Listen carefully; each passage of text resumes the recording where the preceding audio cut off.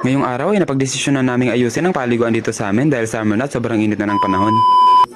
Papunta na nga kami doon sa paliguan namin dati na nasira ng bagyo. Kasama ko nga pala itong pinsan ko na si AJ at si Uyot na kamukha ni Boy Tapang.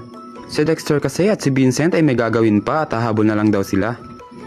Maya-maya lang ay nasa likod na pala namin si Kuko at itong si Aldous God ng barangay namin. Tutulong din daw sila sa project na ginagawa namin, kaya pinasama na rin namin itong si Pindet. At bago sumama, inagaw muna nito ang kape ni Coco. Dahil sobrang sarap daw ni Coco magtimpla ng kape. Lasang kalawang na nilagyan ng asukal. Sarap niyan, boy! At sa di kalayuan ay may napansin akong gumagalaw. Akala ko ahas, uod lang pala. Ito kasing lugar namin ay bundok na to. Kaya marami talaga ang ahas na madadaanan mo. Lalo na kapag summer. Buti nilang uod lang ang nadaanan namin. Ito nga pala ang ilog na karugtong na aayusin namin na paliguan. Kung mapapansin nyo, sobrang linaw ng tubig. At masasabi mong malinis talaga. Dito nga sa unahan ay may nakita kaming kalabaw. Siyempre kapag may kalabaw, sign na yan na malapit na kami sa palayan. Na kung saan ay may napakagandang view. Na normal lang dito sa probinsya at hindi mo makikita sa Maynila. Eto nga pala ang tinutukoy ko na view. Sobrang ganda dito guys. At ang presko rin ang hangin. Kaya deserve talaga ng view na to na may post sa social media. Bulaga. Hindi talaga ako si My Precious.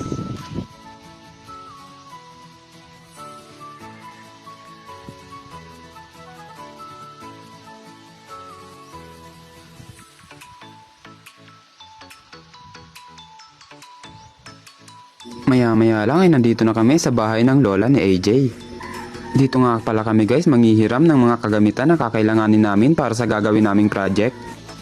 Nandito lang naman kasi ang aayusin namin na paliguan. Nasa lupa lang mismo kung saan nakatayo ang bahay ng lola ni AJ. Nagulat nga kami guys na nandito rin pala ang tita ni AJ na si Tita Malin. At tinanong niya nga kami kung ano ang mga dala namin. Bihon, luto ni Daday. Totoo pa ito. At ayun nga guys, nakarating na kami sa paliguan na aayusin namin. Marami nga pala dito guys ang nagkakamali na akala nila ay sakop na ito ng Barangay Ticol, Sorsogon City. Pero ang totoo ay sakop pa to ng Barangay Basud, Sorsogon City. Halos nasa boundary na kasi to ng Barangay Basud at Barangay Ticol. Ang makakapagpatunay nito ay ang pinsan ko dahil sila ang may-ari ng lupa. Sobrang linis talaga ng tubig dito sa Kawakawa. Habang naglalakad-lakad ako dito ay may napansin akong maliit na nilalang. Hindi ko nga alam kung ano ang tawag dito kaya binidyo ko na lang. Ano kaya ang tawag sa hayop na to guys? Nilapitan ko ng sobra kasi namangha ako sa itsura niya. Para siyang maliit na buhaya. Pero hindi kasi sobrang layo namin sa dagat. At hindi maalat ang tubig dito. Plano ko nga sanang hulihin kaso sobrang bilis niyang gumalaw. Dadakmain ko na sana kaso bigla siyang tumakbo.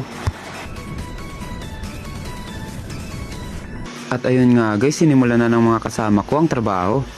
Galing na nga pala kami guys dito kahapon at hindi kami nakapag-video. Kasi biglaan lang talaga naming naisip na what if mag-vlog kami para maraming makaalam na inaayos na namin ang paliguan na to. Ang plano namin ay papaabutin namin dito sa taas ang tubig. Hanggang dyan sa may bato na yan. Tapos paikot dito hanggang dun. Tapos yung mga damo na yan aalisin namin. Aabutin kasi yan ang riprap na gagawin namin. Medyo papalawakin kasi namin ang paliguan na to. Dati kasi nung ayos pa to marami talaga ang dumadayo. At siksikan talaga mga naliligo kasi sobrang daming tao. Hanggang dito pala ang plano namin pagpapalawak dito sa paliguan na to. Bale dito namin ilalagay ang riprap sa gitna ng dalawang puno na to. Dito nga namin padadaanin yung riprap tapos papunta dyan. Napansin ko nga rin pala itong gabing malaki. Nung pandemic sobrang mahal nito. Umaabot ata ng 15,000 bawat peraso. May bumibili pa kaya nito guys? Ang dami na pala ditong damo guys. Pero mawawala rin yan guys kasi dito dadaan ang riprap natin papunta doon. Kaya nililinisan na ni AJ. Hindi nga pala namin ay paliwanag dito kay Uyot kung saan dadaan yung riprap. Kaya kung ano-ano na lang ginawa niya para kunwari ay may naitutulong siya. Pero syempre sa simula lang yan kasi hindi pa niya alam ang final plan ng paliguan na to. Habang tinitingnan ko nga itong puno guys, inimagine ko na magkakaroon dito ng daan papunta dito sa taas. Kasi dati nung hindi pa to nasisira ay dyan sa parting yan kami tumatalon. At panigurado kapag naayos to ay maraming tatalon dyan. Habang nga nagbibideo-video ako ay may naisip na paraan si AJ at si Uyot na ilihis ng tubig para malinisan ang dadaanan ng riprap na gagawin namin. Kapag kasi hindi namin nilinisan ay mabilis itong masisira. Nakakadkad kasi ng tubig ang lupa kaya dapat ay unahan na naming alisin.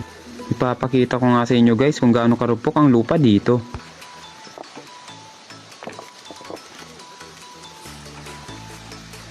Sobrang lambot talaga ng lupa na nandito guys.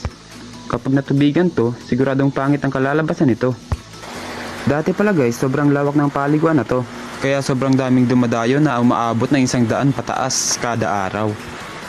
Hanggang dyan ang riprap ng dati. Kaso hindi na namin tinuloy kasi sobrang pangit ng tubig dyan.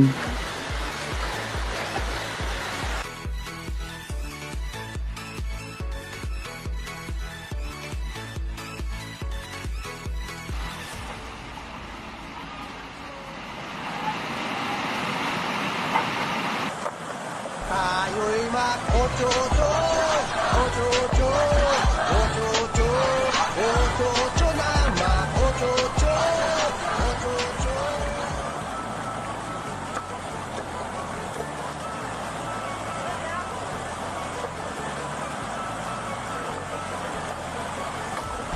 Ocho-ocho pa.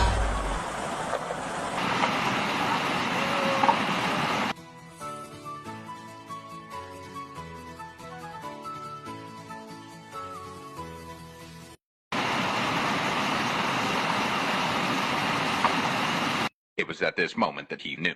He fucked up.